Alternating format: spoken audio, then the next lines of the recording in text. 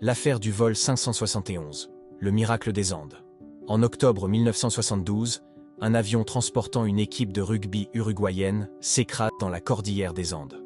Ce vol, connu sous le nom de vol 571 de la force aérienne uruguayenne, transportait 45 personnes. Ce qui suit est une lutte désespérée pour la survie, marquée par des décisions déchirantes et des moments de suspense insoutenables. Le 13 octobre, l'avion heurte une montagne en raison d'une erreur de navigation et s'écrase dans une vallée isolée, entourée de sommets enneigés. De nombreux passagers meurent sur le coup, tandis que d'autres succombent à leurs blessures dans les jours suivants. Coincés dans un froid glacial, avec peu de nourriture et sans vêtements adaptés, les survivants rationnent ce qu'ils ont.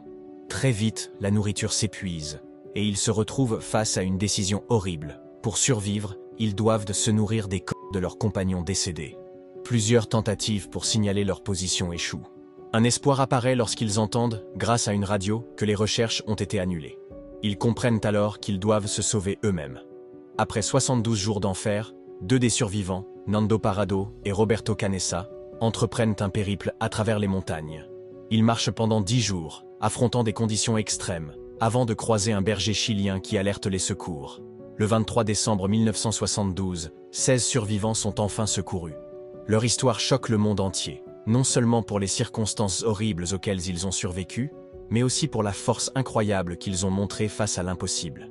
Cette histoire reste gravée dans l'histoire comme un exemple de résilience humaine, soulevant des questions morales complexes sur ce qu'il faut faire pour survivre.